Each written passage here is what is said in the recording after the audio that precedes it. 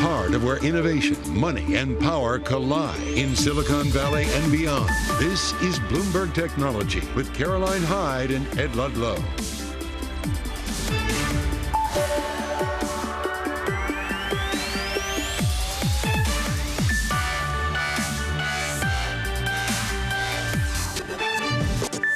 Live from New York and San Francisco, this is Bloomberg Technology. Coming up, full coverage of the massive IT failure that has grounded flights and upended businesses and markets. And Netflix gets its Mojo back. Strong subscriber growth extends its lead on streaming rivals. And in an exclusive interview, Mark Zuckerberg calls Trump a badass without endorsing him for president. More on politics and tech ahead, but first, the market ramifications of the IT issues that have hit across from Asia to Europe to the US. And it was during European and Asian trading that we hit the hardest. I'm looking at the NASDAQ futures, therefore, Ed, because actually we're only trading off by about 0.3% on the major benchmarks, but we did hit our lows at about 5 a.m. That was when we really started to worry about the global ramifications of one key company, Ed, that you're watching. Yeah, and it's CrowdStrike, and CrowdStrike is down big. A market leader in endpoint ransomware security put out a faulty patch or update, and that impacted Windows hosts around the world. Didn't impact Mac OS, didn't impact Linux, if you're in that camp. But separately, coincidentally, there was also a Microsoft Azure outage. Both of those contributing to the downside in Microsoft stock.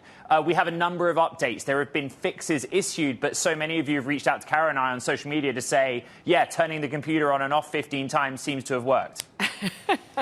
Blue screen of death, as it was known throughout any airport that you're unfortunately stuck at. But we want to take a closer look at what is seemingly a botched CrowdStrike update that has caused this massive IT outage. As Ed says, disrupting Microsoft, global airlines, banks, healthcare systems were hit hard by what is said to have been one of the few outages of this scale. It's global in nature. Who do we bring on? Our own Tom Giles for the team leading perspective here. I mean, we had a very busy set of teams across Asia and Europe today.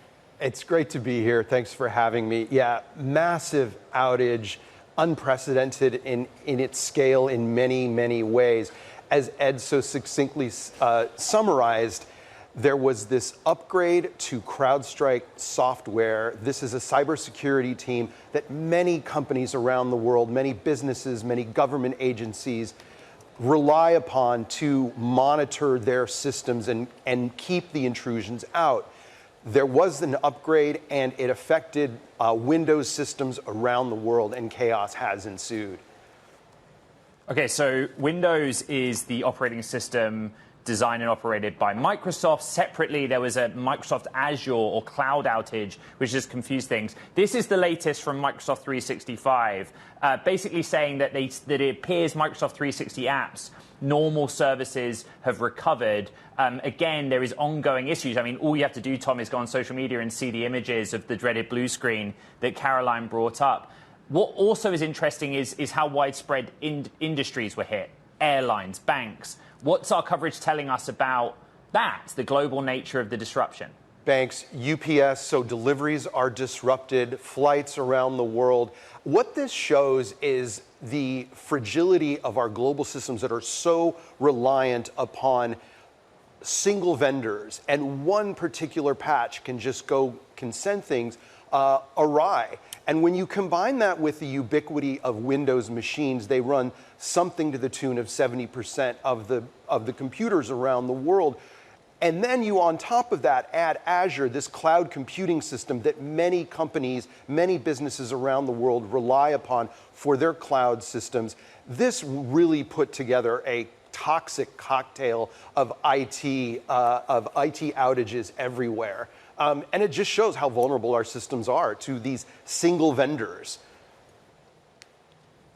Bloomberg's Tom Giles, Senior Executive Editor, leading our global coverage of technology. Later in the show, I promise we're actually going to get a little deeper on what endpoint security is. We have a brilliant technical guest, but the market reaction, let's talk about that and bring in Jordan Klein, tech media and telecom analyst at Mojo, desk analyst. And my goodness, your phone must have been ringing off the hook this morning. What have investors basically been telling you about their concern or lack of concern? Good afternoon, Ed. Thanks for having me. I think clearly people are reacting this way because CrowdStrike is probably one of the most owned and liked companies in the software sector. It's up almost 35–40% this year. There's very few companies in software that are up that much. And when you have one of these events, which thankfully wasn't a hack, it was an outage, and there's a huge difference, reputationally for the company. But when you have 2 weeks left in your quarter, they're a July-ending second quarter, it makes people extra nervous that any disruption or problems closing business with new customers to make their estimates or their guidance could be at risk. And right now, we're in a position where investors are looking for reason to sell tech and rotate into other lagging areas. And I think they're kind of using this to take risk off and not worry whether this impacts their quarter. Jordan, I don't know how well versed you are in the market for endpoint security, but the IDC data shows that CrowdStrike has about a fifth of the market. Ironically, the number 2 in that market, in terms of individual players, is Microsoft. Both of them under pressure. How do you play that? Well, I think that's a good question. I don't really think that you play that in the view that one is going to lose a bunch of share or they both will. Because it's a outage and it's not a hack, that to me suggests you're not going to see a bunch of customers moving off of CrowdStrike or even Microsoft. Some people are, bidding up shares of SentinelOne. That's a stock that competes at endpoint with CrowdStrike, but I don't even know where they rank in the top, market share listings. Palo Alto is another, big competitor. They don't necessarily do all endpoint, but they do firewalls and cloud security, and that stock is gaining because people, I guess, assume they'll benefit. So at the end of the day, we'll have to wait and see what the implications or ramifications are. But I would advise investors, don't make any quick, snap, knee-jerk reactions in terms of buying or selling. And I'm more of a net buyer on this weakness as it relates to CrowdStrike. I think they'll come through fine in a couple of weeks. People won't even be talking about this. This is a big market cap impact, Jordan. What's interesting in your note is you bring up, look, are they on the hook financially in any way? How will we understand that from CrowdStrike as to whether or not their own clients either put off renewing or say, look, I've lost a lot of business here. Where's the money? Yeah, that's a great question. I've talked to some people. We put out a quick research update from Mizuho research analysts. What I think is going to happen is you're not going to hear anything until they report their quarter. And that won't come until the quarter closes after the end of July. So it could be as much as a month until you don't really get an official update as to what they're liable for, if anything. We do not think their contracts are written such that they'll have to, basically pay these companies for lost business or revenue. But what's probably going to happen is to appease companies that were disrupted, they will give credits, meaning they will say, you're under contract and you owe us money, but we will give you a credit for business that you owe us under the contract. So it's basically a discount. How much, we don't know. But as soon as they can quantify that, I think the markets will like the clarity and they'll be more positively disposed once they can quantify what the impact will be. And I wouldn't imagine it's going to be any massive amount. And to that point, when you've got a $6 billion move on a market cap, maybe it's not as big as 6 billion. Maybe you can buy into some of this weakness, Jordan, that you're speaking of. How many people do you think, though, in this current environment of jitteriness, are willing to go long into a weekend such as this? We're going to find out as the market, we go into the afternoon and we see how this stock trades. I would say initially, it's 11 o'clock Eastern. I'm pretty encouraged by the way the stock's acting, given it's well off the lows. If this was something where people were in an absolute panic and and the market was melting down, I think it would be at the lows, and it's not. So I wouldn't be surprised if it continues to grind a bit higher. But I do think, again, the sentiment in tech broadly is people are nervous. The sector is not acting well. It's particularly nerve-wracking for those as we wait for earnings. And I kind of feel like most investors are going to take a wait and see. Our volumes on our trading desk don't suggest panic selling, but it doesn't suggest you're seeing waves of buyers coming in after a few days of weakness either. Jordan Klein, perfect voice for today. We thank you, tech media and telecom analyst at Mizuho. Appreciate the time. Now, let's just talk about Meta CEO and founder Mark Zuckerberg weighing in on the current election landscape in an interview with Bloomberg Originals host Emily Chang for an episode of The Circuit. Just take a listen. The main thing that I hear from people is that they actually want to see less political content on our services because they come to our services to connect with people. So, that's what we're going to do, where we give people control over this, but we're generally trying to recommend less political content. So I think you're going to see our services play less of a role in this election than they have in the past. Watch the full exclusive interview with Meta CEO Mark Zuckerberg on The Circuit with Emily Chang. It's July 23rd, 6:30 p.m. in New York on Bloomberg Television, or stream it 8:30 p.m. ET on Bloomberg Originals. I'm so pleased he wore the gold chain. Meanwhile, coming up, we'll be joined by Needham analyst Laura Martin to break down Netflix's second quarter results. This is Bloomberg Technology.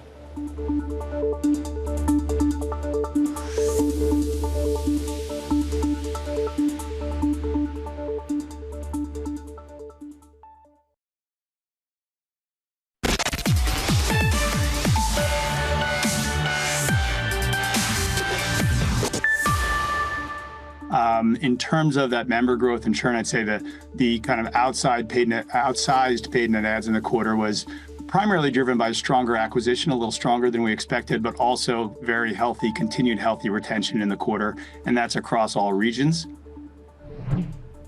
That was the Netflix CFO there, talking about the company's member or subscriber growth and retention. Earnings showed strong subscriber additions in the second quarter. I want to bring in Needham senior entertainment and internet analyst Laura Martin.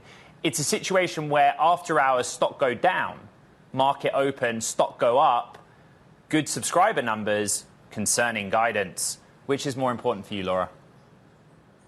I think the subscriber number is in focus in both periods. So they over-delivered. They added 8 million subscribers. That was about twice the consensus. But then they had a very anemic subscriber growth number for the third quarter, and they talked about a tougher second half. So the answer is subscribers matter a lot, but subscribers like overall. And also the location of the subscribers is sort of suboptimal. Yeah. They're adding subscribers in the lowest ARPU, or what they call ARM, average revenue per user. And so that's actually, Wall Street doesn't like that either. And the biggest problem is they're going to stop giving us subscriber guidance and actually ARPU guidance in the first quarter of next year, and they just want to talk about revenue. And that's a really big problem because it's going to add volatility to the stock.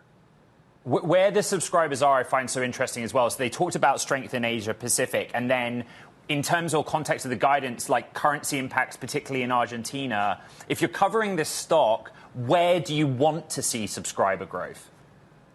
$16 ARPUs in America, you want to see them all there because it's like 2x.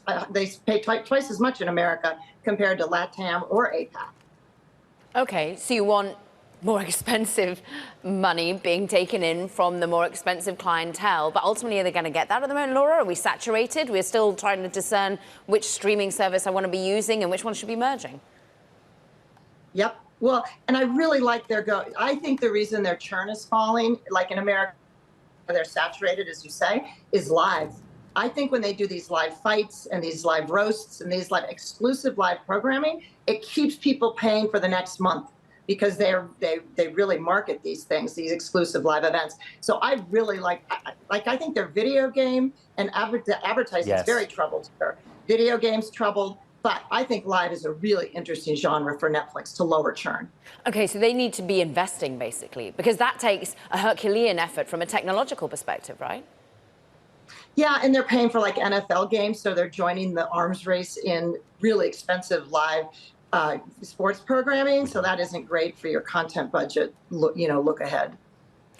Laura, we could go on and on about this entire environment, and we didn't even get to some of the discussion around the M&A today as well. Needham senior entertainment and internet analyst Laura Martin, always so spot on when it comes to this market analysis. Meanwhile, and we just want to turn our attention to another earnings today. Many would say at a large fintech, American Express, like the stock trading, well, it's been a bumpy ride today, in fact. Currently off by more than 4% as the company sees fiscal year earnings per share between $13.30 and $13.80. And that actually was looking pretty strong, but it's warning that it plans to increase its spending on marketing in the coming months. CEO Steve Scurry telling me earlier today that they're really committed to marketing, to tech investments, particularly in artificial intelligence at the moment. Look, this is a company that has had record revenue overall, but the market's still questioning perhaps how they continue to be beefing up on the profitability side. Like many other, American Express has also been seeing an impact due to the CrowdStrike outage, saying, quote, "We had a slowdown early on, all airports were impacted, so our call logs were very high as people tried to change their flights." So CEO telling us that at the moment, though, still pretty confident. Ed, what have we got coming up? Another big name in the world of software, Salesforce announced the launch of the Einstein Service Agent, their first fully autonomous AI agent for customer support. Salesforce AI CEO Clara Shih joining us next. This is Bloomberg Technology.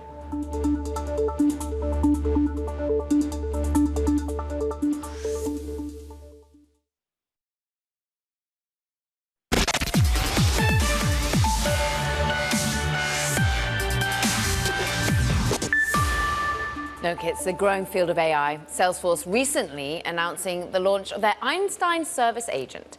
This is the company's first fully autonomous AI agent working to transform, customer service jobs.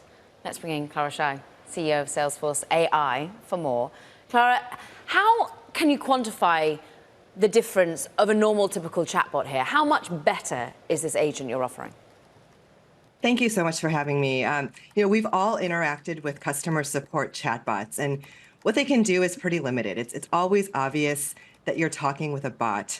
Einstein Service Agent is our new offering that completely redefines the self-service experience. It really feels like you're chatting with a human expert who can answer complex questions and take complicated actions. For example, looking up an order, reviewing a photo that you've chatted in of a damaged product, issuing a return shipping label, sending a replacement, multi-steps, all in a secure and trusted way because Einstein is grounded in your company's trusted data, policies, and procedures in your Salesforce CRM. There's a multimodal element to this. How much have you been building the large language models yourself, depending on others? Where does ultimately this agent come from? Well, we've been developing large language models since 2018. We acquired a company called MetaMind, and our Salesforce research group, they are one of the most prolific publishers of frontier research. That being said, we believe in an open architecture because we want to give customers choice when it comes to AI models. We recently launched our CRM leaderboard. It's the first LLM leaderboard specifically for sales, service, marketing, and commerce. And we found something amazing, which is first that small models, in some cases open source models, actually outperform the biggest, most expensive models on the market when it comes to a lot of enterprise tasks. The second thing that we learned is that the leaderboard is constantly changing week over week. And so we really feel it's important to support an open, vibrant ecosystem of models. Clara, good morning. It's Ed in San Francisco. Look, our lead story is the global outage, CrowdStrike, Microsoft. There's some 365 integration with different Salesforce platforms and offerings in your role across AI, but also cloud. What has the impact been on you and Salesforce, and what's the response been, please? I have a number of friends who are stuck in the airport right now. I think nearly every industry around the world has been affected, Salesforce included, by the CrowdStrike issue. Our engineers are working with the CrowdStrike team around the clock to restore full access to our services.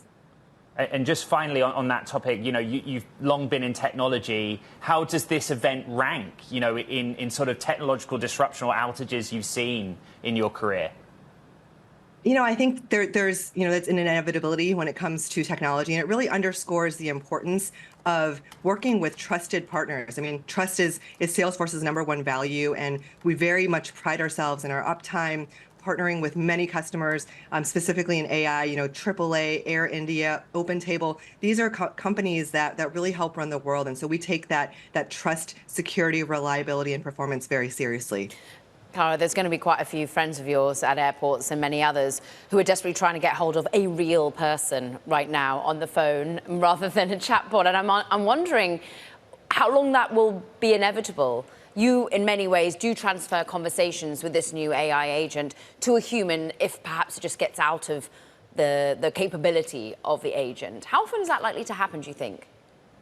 Well, I think that it really depends on, the nature of how much knowledge and trusted policies and procedures the companies have documented inside of their organization. And if they don't have very much, we're going to help them with that AI-generated, AI-drafted knowledge creation. But I think by and large, we're going to see more and more, just like when you're talking to a chatbot or just talking to ChatGPT, sometimes it's hard to tell that it's not a human. Now, the challenge is that without that contextual data and without those guardrails, these LLMs can just make things up. They can hallucinate. And so that's really where Salesforce's Einstein Trust Layer, that's the layer that every single AI interaction goes through before it gets presented to a customer. That's so important to make sure that it's trusted, reliable, and accurate. Clara, our audience has kind of followed the rollout of what Einstein is doing and what Salesforce has done in the domain of sort of generative AI tool quite closely.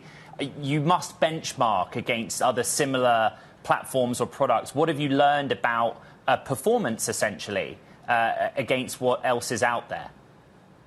Well, it's such a great question. It's something that we're constantly benchmarking. I mentioned our CRM large language model leaderboard earlier. And we found that there's really 3 critical ingredients to success when it comes to enterprise AI. First and foremost is trust. Making sure that you have data privacy, data security, ethical guardrails built in. Again, this is our Einstein Trust Layer, everything from citations to audit trails to observability, monitoring, and data masking. The second ingredient is having the right context. If you don't give the LLM enough context, it'll just make things up. Now, you think about our customers, they've been putting their trusted data and their trusted business processes, policies and procedures into Salesforce for the last 25 years. And with the introduction of our Data Cloud product, now we have that trusted data across the entire enterprise of siloed systems. We're bringing that together. And so that context is critical to accuracy, reliability, and really the usefulness of the AI. And then the third ingredient is empowerment and helping bring every employee at an organization along for this AI learning journey, which is never ending. And I'm really proud of the work that we've done with Trailhead. We've open sourced all of the courses that we developed for our internal employees to get smart on AI. Clara Shai, CEO of Salesforce AI, great to have you back on the show. Thank you. Coming up, we're going to get back to that massive IT outage around the world and disruption in all sorts of industries with a key name and an expert.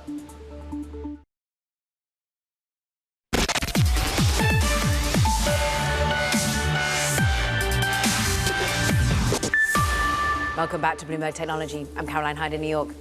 And I'm Ed Ludlow in San Francisco. It's Friday, but it's kind of red on the screen and a negative vibe. Actually, declines on the NASDAQ 100 have kind of accelerated in the last 20 minutes or so. The top story, you know what it is, the global IT outage. Many of you are either at home or in your office trying to deal with the dreaded blue screen. CrowdStrike is down 8.5%, off session lows.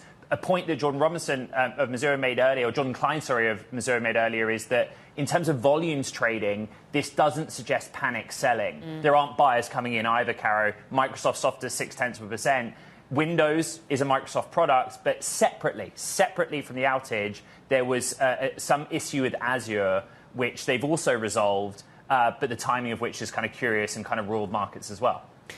Let's dig into it. Mandeep Singh, perfect person to be with us, Bloomberg Intelligence. And look, we were just having John Klein and Mizuho saying, look, but perhaps buy into this weakness rather than sell on CrowdStrike. Where do you sit on it? No, I'm in the camp where I think this is going to linger on for a while, especially because the recovery is not as easy as just rolling back the software. I mean, there are a number of clients who are at an older version of Windows where you can't just roll back the code like this. And that's the biggest risk with cloud software, is it gets deployed overnight. and it can have a far-reaching impact. But in this case, as we can see, the recovery isn't, in a minute or in an hour. So that's where this is going to linger on. And the fact that Microsoft is involved, they're the two biggest rivals when it comes to endpoint security. So in this case, who takes the blame? I mean, I imagine there will be lawsuits. There will be customers asking for indemnification because of the lost business. And who pays who? I mean, I think CrowdStrike will have to give a lot of discounts to their customers, credits, and that will have an impact on the free cash flow. So I'm just not ready to write it off as an incident that happened and move on. The IDC data, I think, puts CrowdStrike as holding about 1/5 of the endpoint security market. I guess the basic question is whether this hurts their bookings, right? If there are customers or would-be customers that say, nah, I'm not going to go into CrowdStrike. What do you think, Mandeep? I mean, so think of the endpoint security space on the enterprise side. It's 4 companies that dominate, CrowdStrike and Microsoft, and then you have SentinelOne and Wiz Security, which Google is rumored to express interest in. So clearly, you don't have a lot of choices to go to, but I do expect, customers asking CrowdStrike more questions, and that also brings into question the concept around agentless versus agent-based security. I think there will be a growing preference towards agentless securities where it doesn't change the underlying operating system behavior. So clearly, a lot of architectural level questions surface because of this outage, but I still think it's going to hurt CrowdStrike in the near term. Mandeep Singh of Bloomberg Intelligence. Busy morning for you. Thank you very much. Let's keep the conversation going. Let's get technical and let's get some expertise with Steve Grobman, Executive Vice President and Chief Technology Officer at McAfee. And Steve, bear with me, but just for our audience's sake, CrowdStrike, founded 2012 by alumni, essentially, of the current form of your business that has a complicated history of its own. To start with, has anyone from CrowdStrike phoned you or asked you guys for help or advice on what's going on?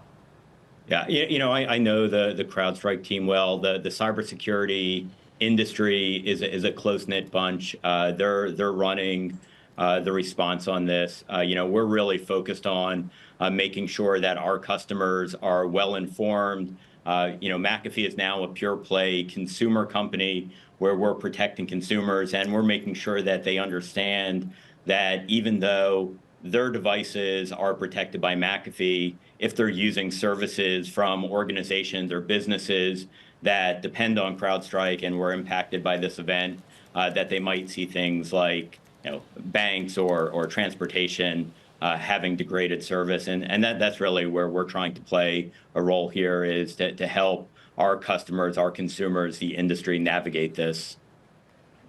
Steve, a few people in the technology industry shared with me an email that CrowdStrike support sent them, and I'm summarizing or paraphrasing, but the email basically says reboot up to 15 times, and that should do the trick.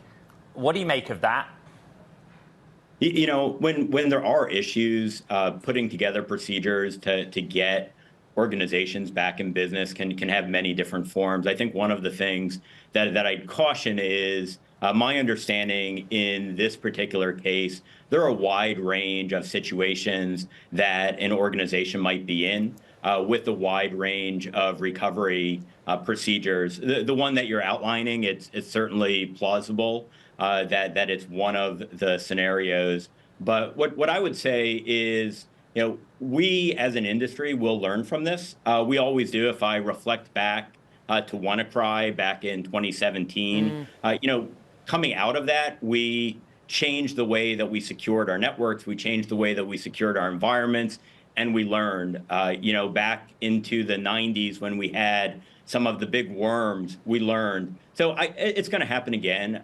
I'd really stress that cybersecurity defense is a very different industry than most other technology, in that bad actors are innovating every single day, creating new attacks every single day, and making it such that in order to defend environments, whether it's McAfee defending consumers or CrowdStrike defending enterprises, requires a very rapid deployment of new technology to stay one step ahead of those bad actors. Right. So, while we're going to absolutely learn from this, I do think it's important that part of it is due to the nature of the business. So basically, get used to it is kind of what you're telling us, Steve. And I'm wondering whether this, as Clara Shai just told us of Salesforce AI, this is inevitable. How often is this going to happen to us?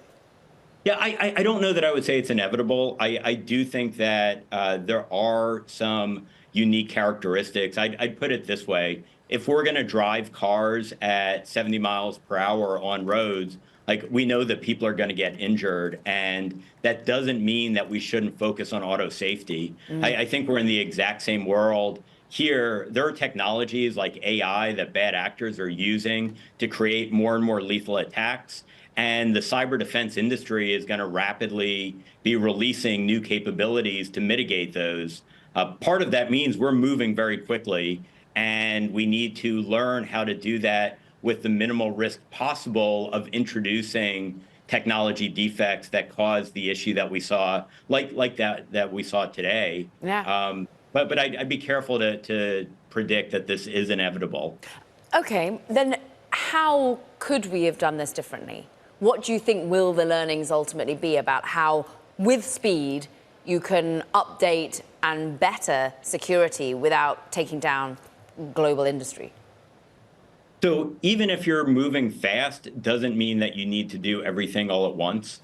So, when organizations roll out protection, doing it in a phased fashion. I know that that's generally the best known practice, but some of the underlying details of exactly how that's done, those are things that the industry is going to learn, polish, create some new procedures. I do think it's important that we don't overreact to this, where if we start putting too many controls on the ability to rapidly mitigate defenses and attacks, we could be in a much worse situation. So on a positive side, we understand this issue very well. We understand the guidance that organizations can have to get back in business. And we also understand even some of the residual impacts. One of the things that McAfee is seeing is scammers are taking advantage of the news cycle to try to scam consumers. We're getting calls into our help center where we're getting reports that our customers are getting reports from people pretending to be their bank, trying to trick them into giving them a password or other sensitive data. So it's even those angles that we need to educate the world that in a complex digital world, we really need to be on our guard across the spectrum of enterprise and consumer. Steve, great perspective. Hands-on approach, Steve Roman. We thank you, Executive Vice President and Chief Technology Officer over at McAfee. Meanwhile, coming up, we're going to be joined by Lizzie Francis, partner at M13, for a discussion on artificial intelligence impact on the future of streaming, on content creation. We're digging into that Netflix angle a little bit more. This is Bloomberg Technology.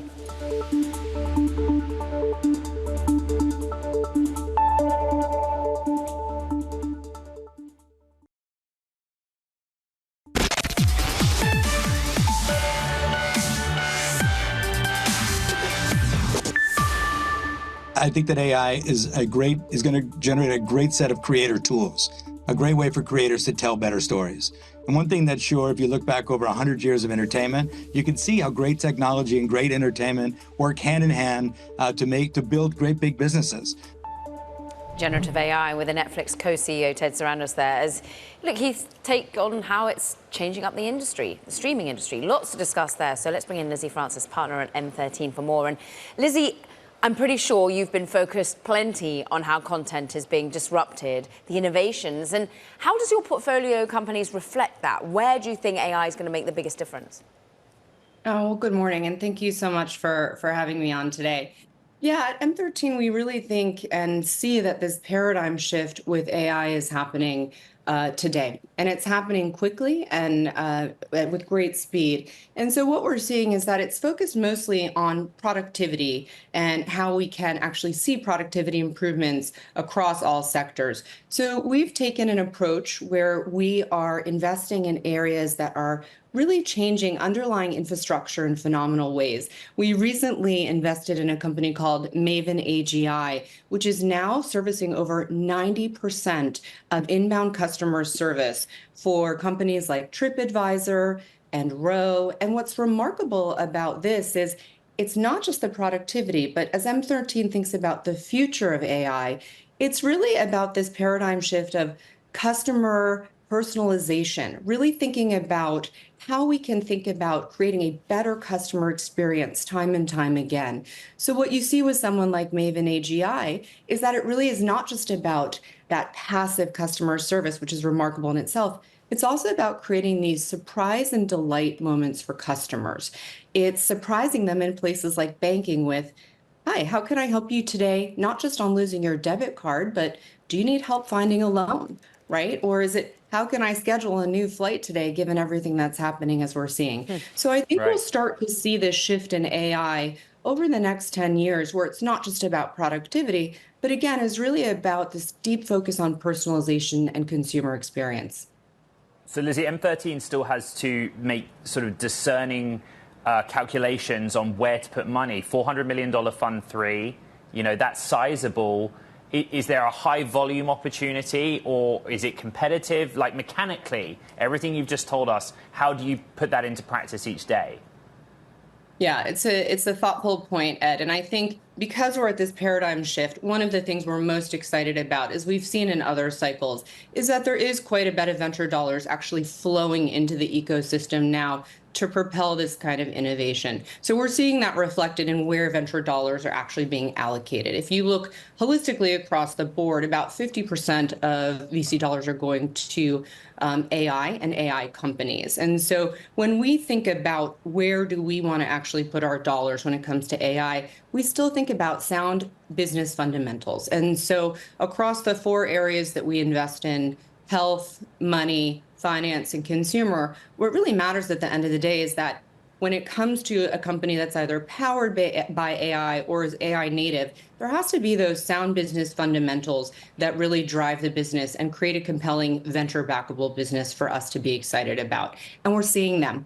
I think you're right that it is a competitive market out there, but because we're seeing that people are able to innovate so quickly with AI and leverage this technology in exciting ways, we're actually seeing what we'd hoped AI would actually do at core, which is unlock creativity, unlock innovation, and give entrepreneurs the power to actually build businesses that are exciting and transformative.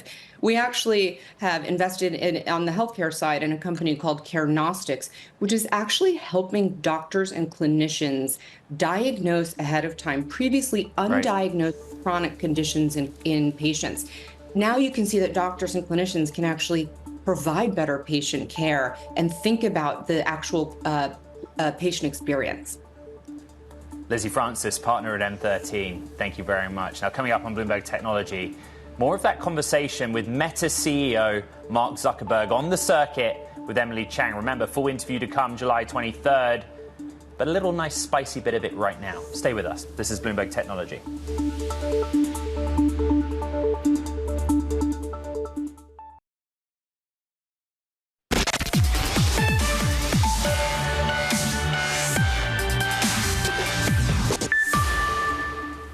Now, more of the conversation with Meta CEO Mark Zuckerberg on the circuit with Emily Chang, where he commented on the 2024 presidential election and the state of American politics. He even talked about the appeal of former President Trump, though does not endorse a candidate. Listen to this. I want to talk about the 2024 presidential election. Okay. Facebook has been a flashpoint in many elections around the world. And you personally have been called out, most recently by former President Trump. This is a big election. What do you think is at stake? Well, I mean, look, it's obviously a very important and it'll be a historic election. I feel like I'm best positioned maybe to talk about what our role will be in it and what we're going to do. And look, I mean, the main thing that I hear from people is that they actually want to see less political content on our services because they come to our services to connect with people. So, that's what we're going to do. We're we give people control over this, but we're generally trying to recommend less political content. So I think you're going to see our services play less of a role in this election than they have in the past. And personally, I'm also planning on not playing a significant role in the election. I've done some stuff personally in the past. I'm not planning on doing that this time. And that includes, not endorsing either of the candidates.